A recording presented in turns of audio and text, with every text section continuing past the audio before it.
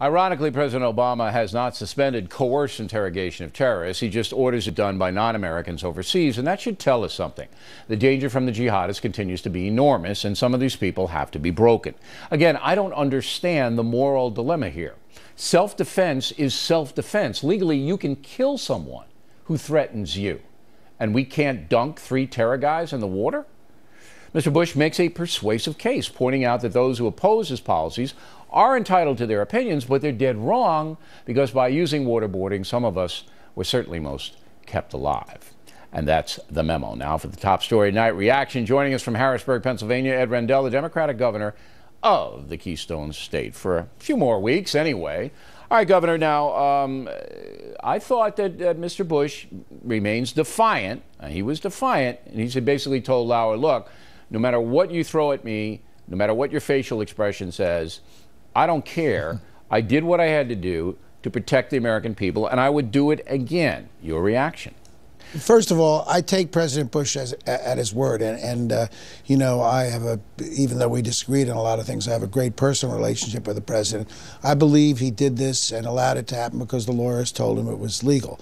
I believe he got wrong advice under the Anti-Torture Act. But leaving that aside, and I want to leave that aside, as you know, I was district attorney of Philadelphia for 8 years and an assistant DA for 7 years, and I worked with the Philadelphia police, who are a hard-bitten, tough group, and we interrogated a lot of suspects. And the problem with using physical force or waterboarding, which is in fact drowning, there's potential drowning, there's no ifs, ands, and buts about it. The problem is it produces unreliable information. Well, let me stop you right there, because again, you're into the theoretical now, and I want to stay away from that. No, I'm not into the theoretical. No, you are, because look, here's what's documented. No. Here's what's documented. I was the district attorney. I know you were, but that doesn't have anything to do with what happened here with President Bush, with all due respect, Governor. Listen to me for a second.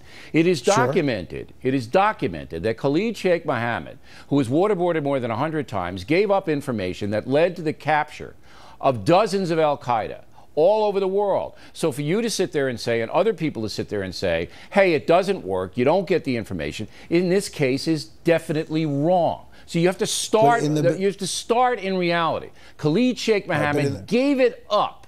The second thing that Bush points out in his book is very interesting. Khalid Sheikh Mohammed said to his CIA interrogators, look, by putting me in the water all those times, you gave me license to tell you things, because all my religion says is that I have to hold out until a certain threshold is reached, and then I can tell you without sin. Fascinating part of Bush's book. Fascinating. So there's no question that waterboarding worked in the Sheikh Mohammed situation. And to continue to hang on to it didn't, it's just misleading. Bill, I'm not saying that it didn't. What I'm saying that in the vast majority of cases, waterboarding or physical coercion. Yeah, but it's only 3 cases. Bill, and the left had seized upon the 3 cases to condemn the whole administration and the whole anti-terror policy. Based on 3 cases. You asked me whether waterboarding is a good idea. One, it violates the anti-torture statute. Yeah. The lawyers were wrong when they told the president that. But leaving that aside, the Philadelphia police are tough cookies, and coercion has produced a lot of unreliable information. Nobody is suggesting that local police or even the FBI use it, but in national security, with thousands of lives in a time of war, you've got to stop the theory and get into it. And I think Mr. Bush has acquitted himself very well. There are other methods of interrogation that have broken tougher people. Yes, there are. Not in this case. If you talk to someone who is in law enforcement, they will tell you that psychological interrogation can be as effective and more reliable than physical. Governor, you know that. This was a matter of urgency. This was used. It was effective. It worked. It saved lives. All right, now let's get on to the election. Now, you came on this broadcast and you bet me that the Democratic candidate for governor, Dan Honorado would win over Tom Corbett. Now, Corbett smacked him, and let's roll the tape on this. Franklin Marshall has it 3 points, and Honorado is clearly coming on. You want to bet me a little further behind? You want to bet me a steak dinner on that one? Absolutely. Oh man, I'm racking these dinners up. On the governor's race, I'll bet you on the governor's race. I'll bet you a steak dinner. And And don't count out Joe Sestak. He was 21 points behind. I'm not counting anybody out. I'm just hungry. All right there, Governor. Pony up, man. There it is. There it is. It's yours, Bill. $100. That's a good restaurant, too.